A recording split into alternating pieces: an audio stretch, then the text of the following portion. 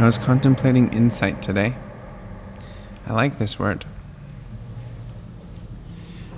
So I was wondering about the definition, what it actually means.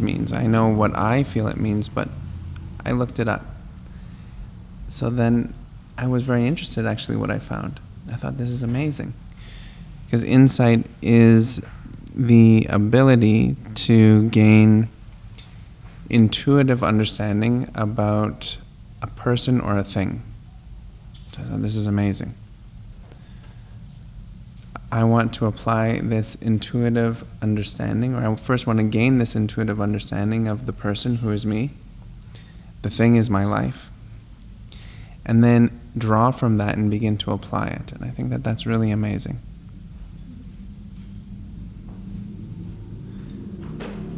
A person and a thing. One person, one thing. Joined together, always moving in tandem. But this person and this thing equates to all other people and all other things.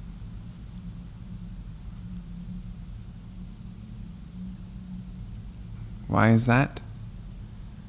Well, one, we are all connected. And I think that that's a growing understanding. But the how is not quite understood yet, because we're completely separate. What number am I thinking of right now? We can't really know for sure, so therefore we're not fully connected yet. But we are connected. And at this moment in time, as I see it, we're connected through emotion, through thought, through sensation, through experiences. Not that we're sharing per se telepathically, consciously, but that we're having that are like each other.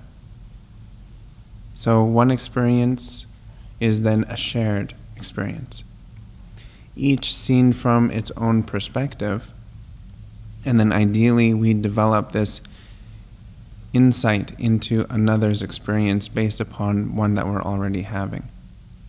So insight is a huge movement within meditation. Vipassana means insight. So it's insight developing, insight building.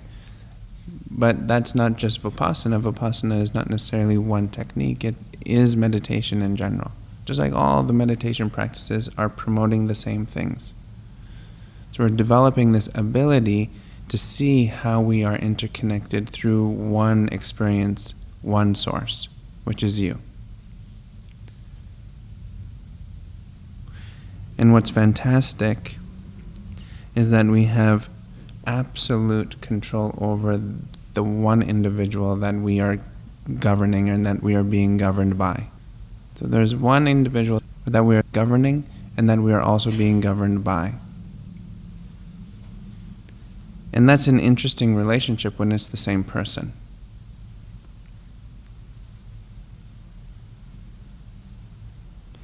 It could potentially be a recipe for confusion. I'm not sure if you've ever experienced that in your life. But it's a real thing. And often I wonder why or how that could be when you are the individual who is doing the experiencing. So what it must come down to is this trust bond that we've been talking about for the past few weeks, and the belief system around the trust. The more insight we can develop into and around the experience of trust, then the greater ability we begin to have to actually rest into the clarity of your experience, of your decision, of your life. This is directly applied to the practice of meditation because of the willingness of the mind to follow. As much as it wishes to lead, it is following. So we want to ideally get to a certain point where we can see, well, what is doing the following and what is doing the leading? Because it's an incredible terrain, the mind, in that we are the confused one, but we're also the one that holds all the knowledge. Wow. Fantastic. So then what is it that needs to happen within the equation in order to enable the grounding to occur, the clearing to begin to manifest?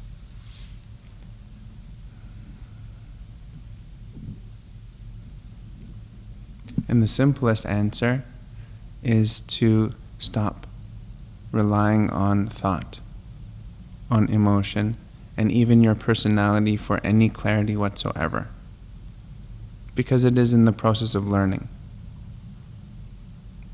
It is all in this amazing process of learning. But to accept it is actually then to gain insight into this person and this thing.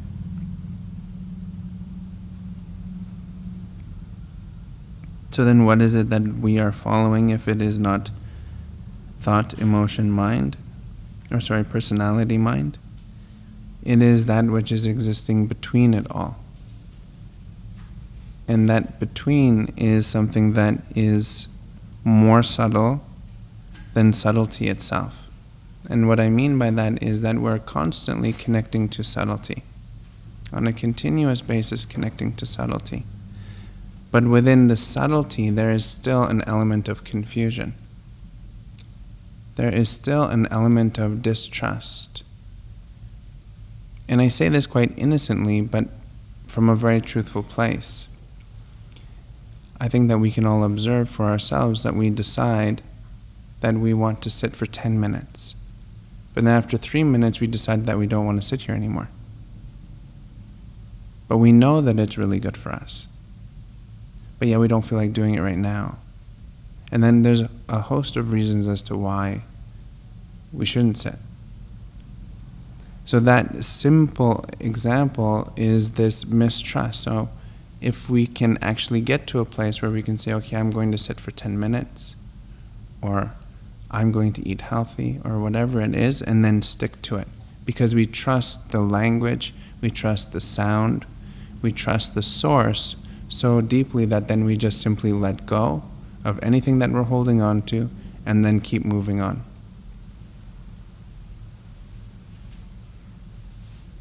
In order to do that, I believe we need stronger insight into the person and the thing, into the individual who is experiencing, and the thing for this conversation is life.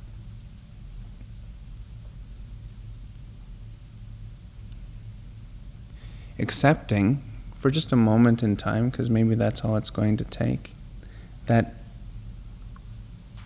we have drawn a border for ourselves and we call this part our reality and this part comfortable. Anything beyond that, we don't really know what is beyond, and we're not really comfortable with it. That's why within a lot of wisdom traditions, especially within yoga, we create comfort out of discomfort. That ability is very useful when you're growing trust with yourself. Because generally the distrust that exists are in the uncomfortable places.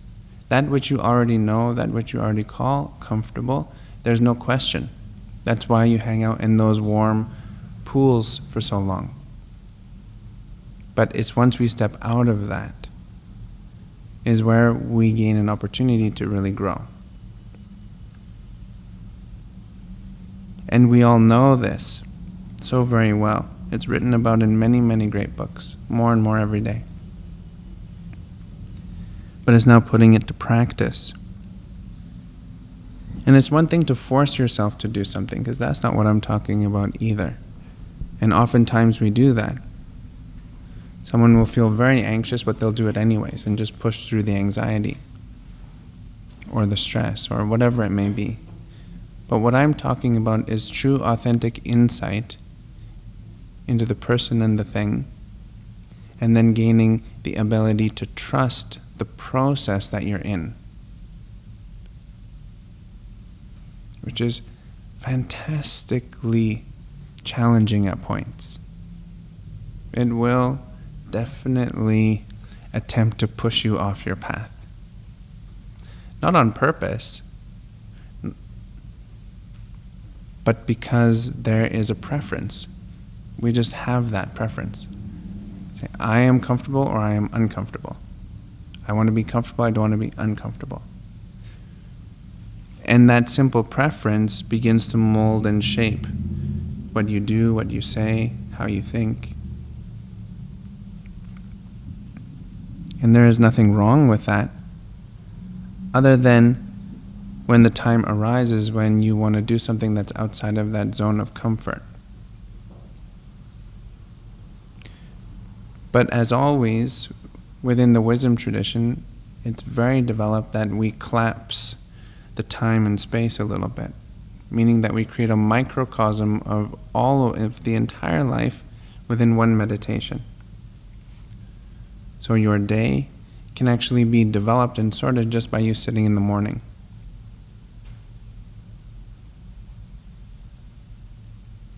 Because you're really setting the tone for this deepening understanding. And then as we connect to those subtleties of sensation, the space between, we can actually follow the sensations that exist within there into any discomfort that may be in our day. So now you're just gliding straight through 1 + 1 = 3 type of an equation, straight through the matter that has been manifested as a reality. Because the universe, nature, is really non-biased. I don't see it or believe it as saying you win, you lose. But rather, it is just a force that moves through, and then whatever it is that is happening, it just applies energy there, and then either manifests higher energy or turns it into a letting go, a death. So either we're raging alive or we're dying.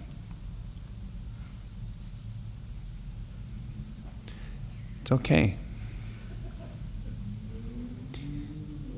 With every exhalation, it is actually a profound moment of death. I know that sounds a bit intense, but with death it's letting go. Letting go of preference over inhale or exhale. Letting go of the desire to hold on to that inhale because it feels so good, or that which was manifesting on the inhale was so interesting. But as we exhale, we get an opportunity to completely surrender. On the inhale, we're now increasing the ability of life. But what we're giving life to is actually very specific. It's so incredibly specific. It's based upon the individual's attitude, their belief. So remember, nature is non-biased. So it's just going to send energy wherever it is, and you are the one that is now making the decisions. It's like a very special kind of key. It's very intricate. It pulls apart, and you make all the settings, which is your person inside there, and then this inhale, exhale starts to feed it with life. Life and letting go. So now what you hold as being true to you is then what's going to manifest. What you hold as being, no, I don't want to do that, I'm scared, I don't want to visit those places, or I would really love to, but I just can't. That's what's actually going to come to life, fruition. This is supposed to be positive, this is a good thing. So what that means is that all we must do is keep developing the microcosm, which speaks to all of life, and develop insight there. So that then you have intuitive knowing as to what to do next, and you can start to just follow that insight step by step. And just clearing away the space which has been occupied by decisions that you're not fully on board with. So this inner-outer reality ideally looks the same, but the inner-outer reality on the inner world also wants to look the same. So it means from the perspective of the observer, you looking, so there's no words or language there, it's just the pure witness, and then the environment that you're looking into, which is mind experience. ideally begin to look the same. So that then what we're communicating from this awareness place, the observer, is being met with a supportive language, with a supportive image, with a supportive space. And then in that we begin to deepen our meditation. In that we begin to find the heights of what meditation can really offer. Because we're breathing life into that which we're seeing clearly. So now this happens in an instant. It happens right now. You're actually doing it right now. That's why it's so great, because it is one of those constants. Just like breathing. Just like having a body. You're here right now. So we can rely on that consistency. The fact that you are looking right now, and now you're choosing where you're looking. So now whether eyes are open, if you choose where you're looking, let's say it's in the in-between space, so it's not taken up by matter organized as thought, but it's in between, now that's actually your direction. And this is the logic behind meditation saying nothing is important. The most important is nothing. The space right there is the nothing, and it is important because we're getting to a place where there is now no activity occurring, which means we start from a beginning point, from a balancing point. It's all finished now. And then we're poised and ready to observe the tendency of the already programmed or predetermined mind. And sometimes the smarter you are, the stronger hold you have in this. For every question, there's an answer.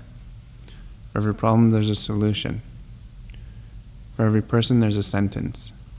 They're always doing the right things at the right times. Not necessarily even because you are that good, but just because you're that stubborn and strong.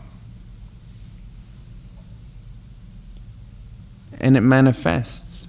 No human being on the planet, I believe, can get away from this process. It catches up to every single one of us.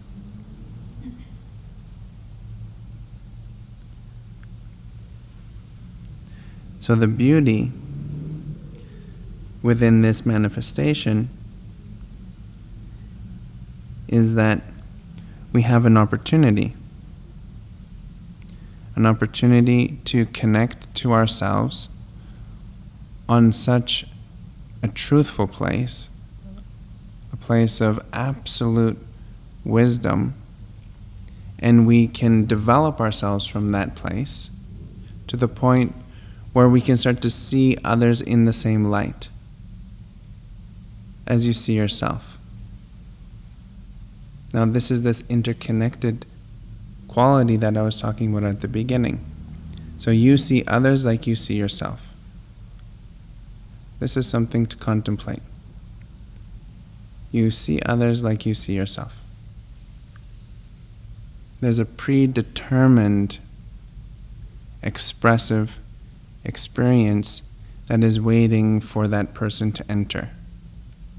They occupy a space that is already predetermined. So now a healthy relationship is then to dissolve that down and then see them for who they are.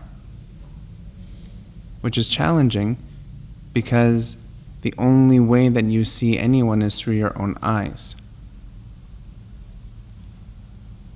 And they must always come and meet you. And you must always go and meet them. So they come to meet you and they must filter through all of your sensory experience. Predetermined settings. Remember that lock. Very special magic lock. Very complex. So many settings. It opens up, you make the adjustments, and it closes again, and then you breathe life into it. So ideally we want to unlock ourselves and our holding patterns in a very, very, very safe way. A very fast way. And safe. And the safest way that I've seen is with the eyes closed, sitting on a cushion in the safety of your own home. Nobody can get you there. And just do your work. In that place, it doesn't matter if you're crawling around in complete despair. Do it. Let it out. Let it out of you. Some way, somehow, let it out. And keep breathing life into that which you know is true. And develop the trust which is needed in order to fulfill that which you see within your mind's eye so clearly as the possibility. That should be happening, but why isn't it? I don't know if this rings any bells to anybody. But it's common. It's more common than you think. That's a good one. It is more common than you think, really. It's quite special. And the reason why it's special is because everyone has it. And because everyone has it, it is that special. So no need to be shy anymore. We can work on ourselves in this way. And then what will happen from that? Clearing the space, truly coming to terms, using this technology of just simply inhaling, you're bringing life, exhaling, you're letting go, which means you're completely letting go, allowing it to die, taking away the prana or the energy from that which you no longer want.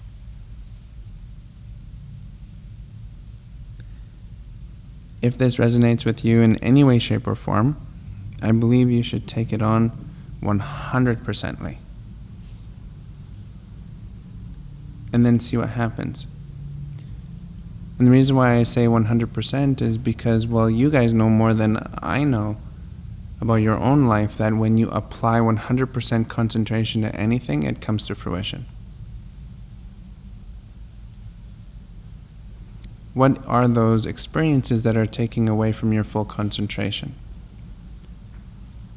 And we are talking about meditation, but life is very much connected to your meditative experience. So what is happening within your meditation time that's taking your concentration over here and watching that beautiful story? Or taking your concentration down here and saying you're really tired today? Or taking your concentration up here and spinning it around? So what is that? And developing and understanding more and more that you have the ability to decide yes, no. You have the dexterity, which we talk about a lot on the inside.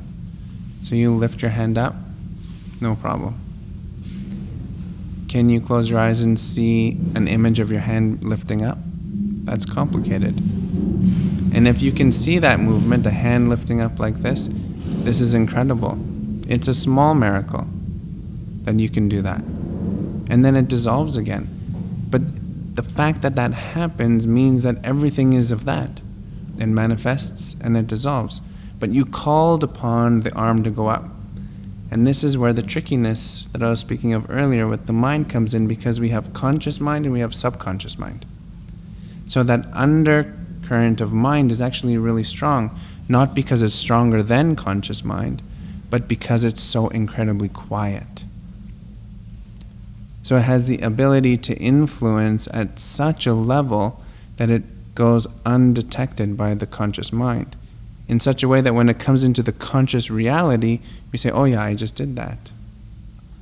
I must have thought this. I must have been wanting to experience this. This must be who I am. But really it's all that undercurrent activity that is instructing. So this is why within meditation we say we must meet that subtlety. We must go to that quiet underplace.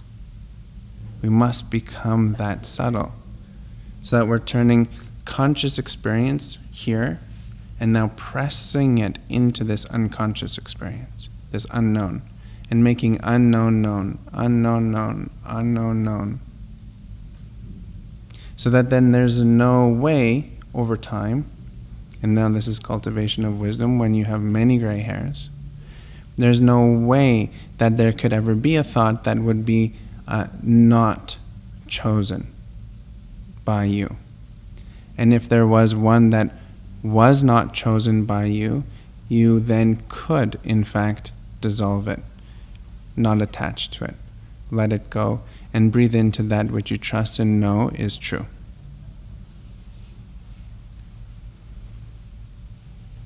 It's a process. Not an individual one, but a collective one. But the collective is run by individuals, just like your human experience. You're actually governed by trillions of cells within the body, each having their own brain. It's a collective that is making it happen through individuals like you. Very interesting. Any questions?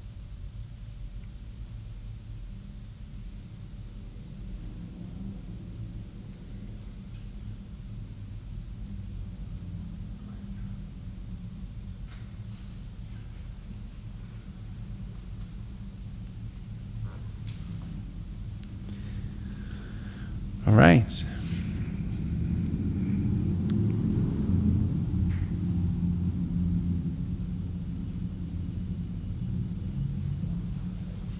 I don't mind quiet.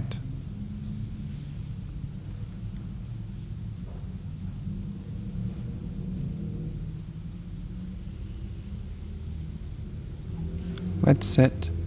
Close the eyes.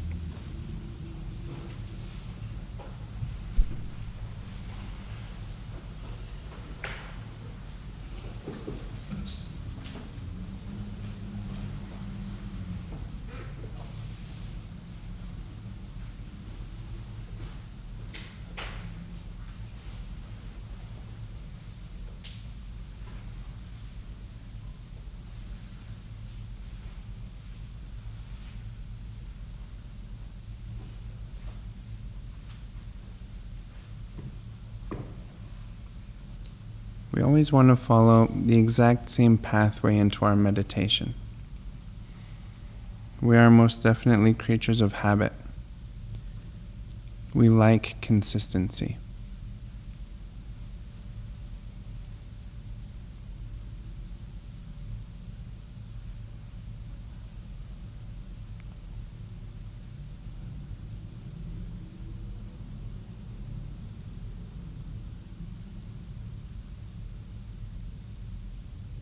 We access our meditation through the avenue of comfort.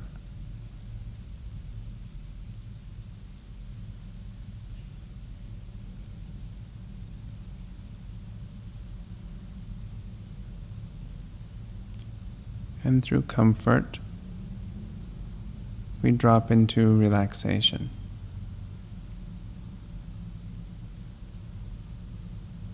The body very naturally teaches us how to relax.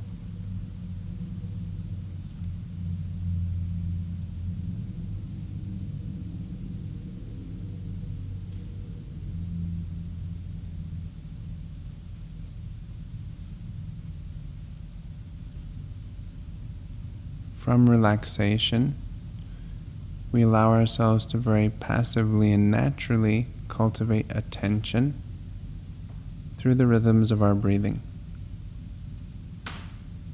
Just a natural breath in and a natural breath out.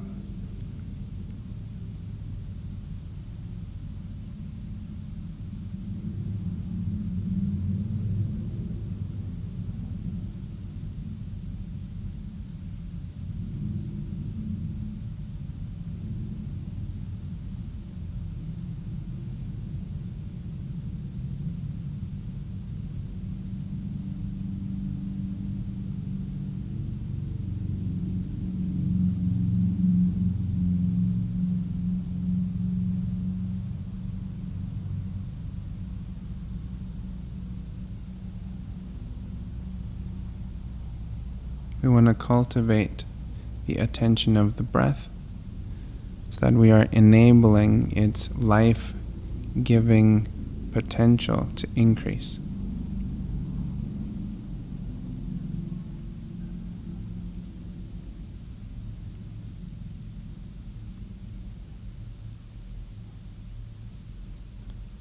And move the potential into a fully conscious ability that you can see and trust.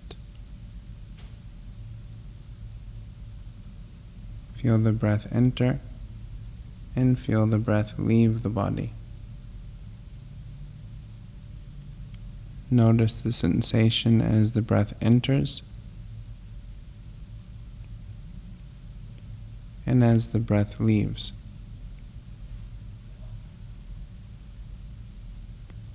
We want to give life to the nothingness, to the space itself.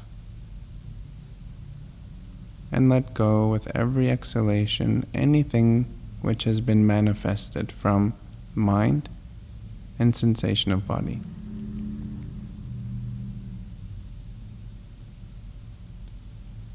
Developing through practice of meditation an ability to trust that encoded within that nothing, the space, is everything.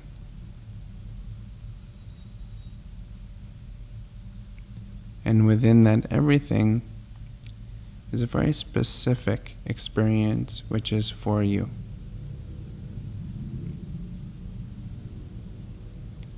And this experience matches perfectly that which you see within your mind's eye as being the truth.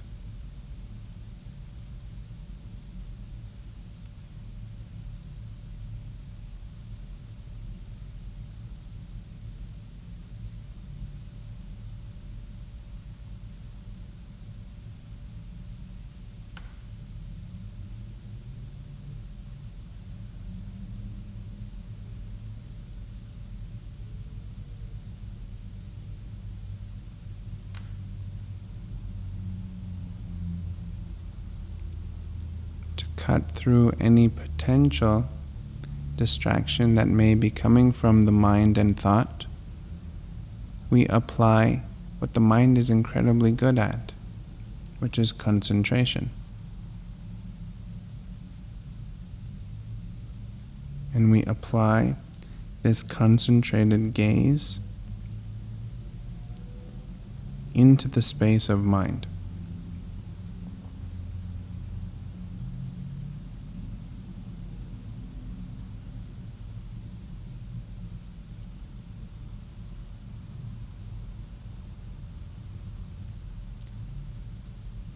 Paying closer attention to the unmanifested space than the already predetermined manifested space of thought.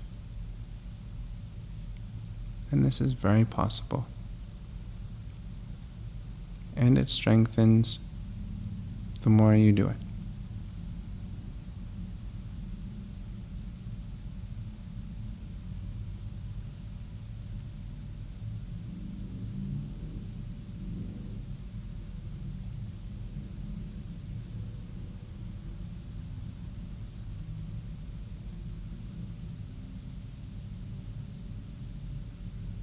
The ultimate direction, insight, and intuition is coming from the space between the space itself, which is a dynamic quality of stillness. This dynamic quality exists within all people and all things.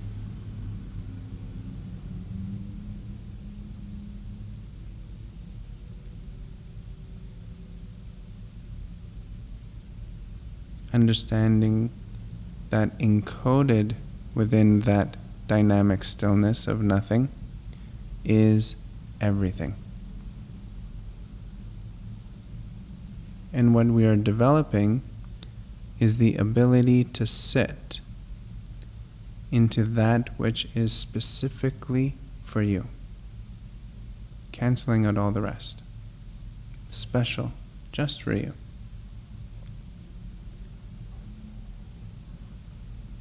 And that which is for you will develop your nervous system in a very specific way, to then organize the brain and its connections in a very special way, to then instruct the tissue level of memory in a very special way, which is able to retain the essence of its meaning from that insight.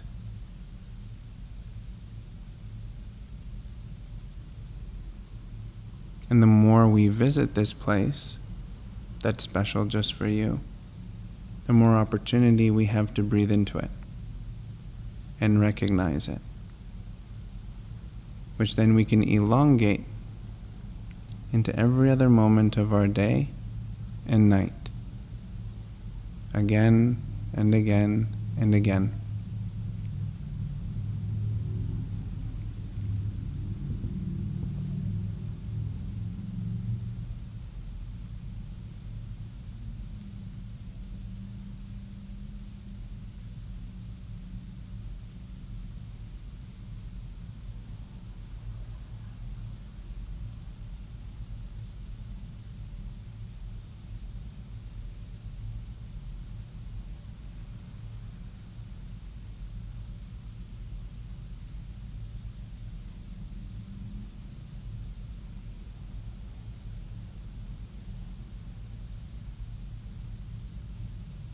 In truth, you are supporting yourself in its self-understanding.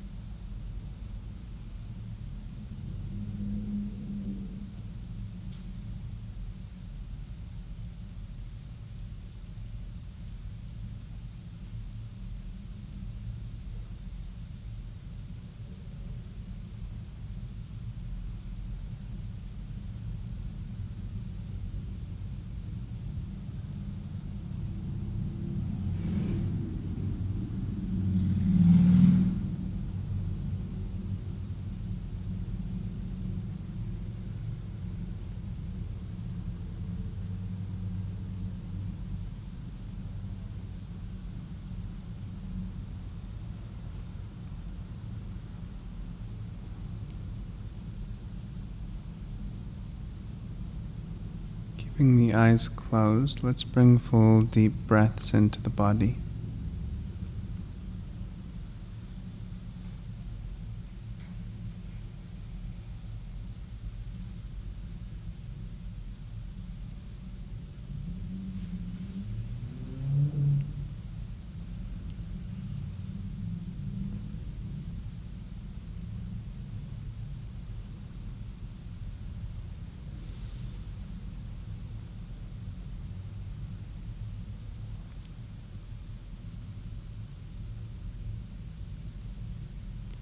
Keeping the eyes closed, bring your gaze into the space just there in front of you.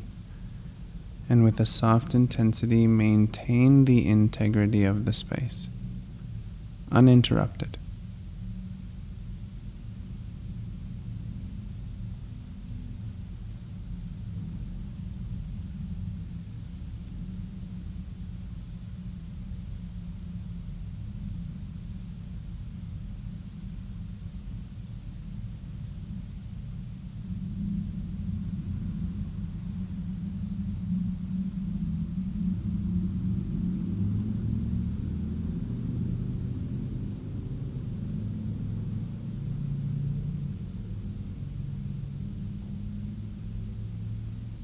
And now soften the gaze.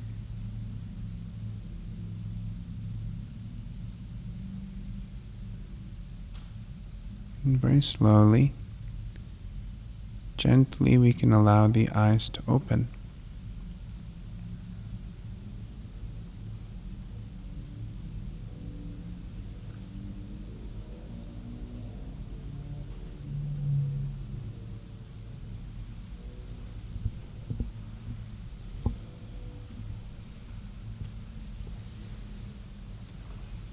Everything that we talked about before meditation, if you gave any effort towards just simply developing a relationship with the space and those dynamic qualities within the space, then you have successfully achieved step one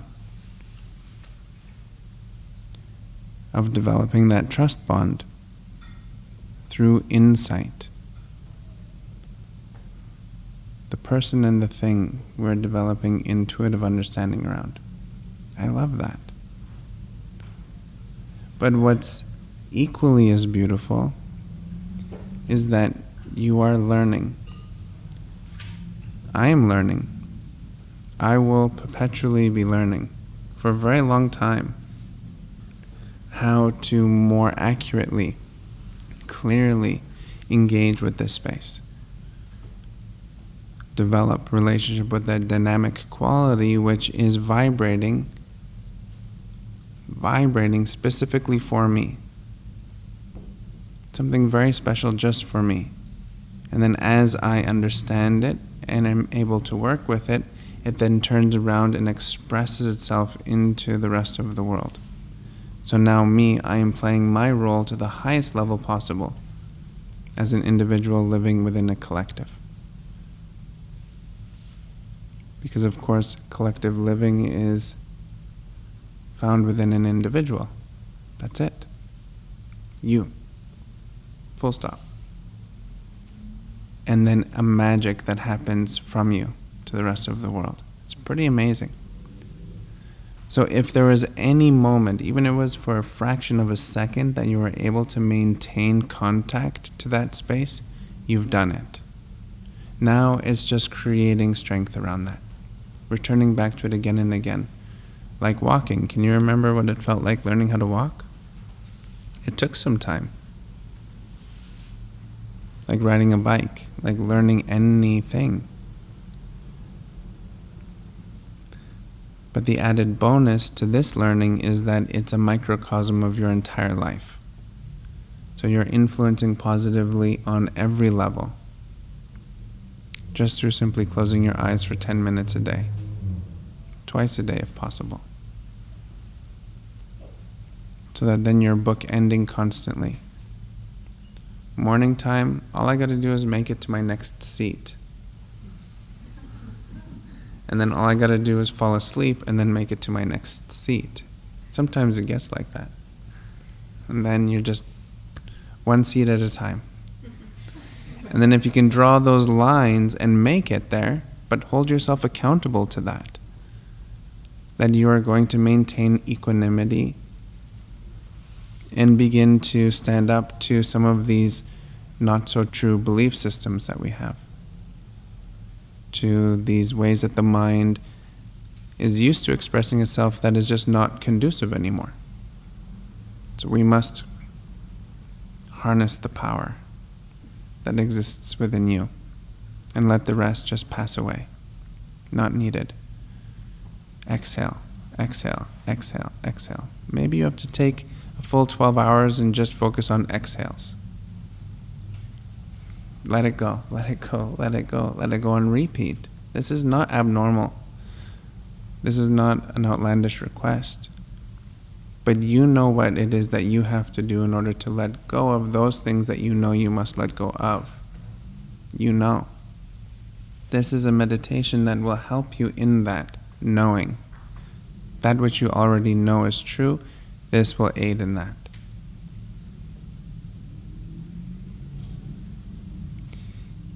Easy. It's very, very easy. And then that little sound says, no, it's hard. How can it be hard? Why? How could it ever be hard when it's you that we're talking to? When it's me, how could I ever be so challenging to myself? There's something that is incorrect there. It doesn't make any sense that this is my vessel, my temple, my ship. But yet, there's incongruencies within it. Its understanding, that doesn't make any logical sense to me whatsoever. So it means that I must still be in learning. And I forgot that. I thought I knew everything, but I don't. So I am now just still, we must just keep learning. Keep learning, keep learning, keep learning. University, that's maybe, so. There might be something to that simple thing. A constant learning. And you're doing great. So think of that. What is this feeling that makes the most sense to you? That space, now let it grow. And if there's something that is the obstacle, then we must shrink it and dissolve it. It doesn't need to be there. But that's the genius of our evolution. We're so sturdy and strong that it takes us a long time to click over, because we're designed to survive. We're fighters, human beings. So it takes a long time for something to click over. When it clicks, it sticks. And then we just keep going. We don't really look back after that. So you just are in this profound moment of opportunity to experiencing this stage of our human evolution. You're it. You will one day be in history books. Which is really amazing. And they'll look back and say, they did this thing, and those were their challenges. But we don't have those challenges anymore. We're doing this thing over here. Amazing. So if we just get out of that, wow, this is so hard thing, and then into perpetual learning and ease. It's easy. You're sitting right here. This is easy. This is why in the wisdom tradition they talk about moments at a time. One moment at a time. If you can just digest that, you're good to go. But if you look too big of a picture, then it becomes very challenging for some, based upon so many wonderful things that we're learning about. Does this make sense? Easy. It is easy. Meditation is easy. Thank you very much, everyone. Namaste.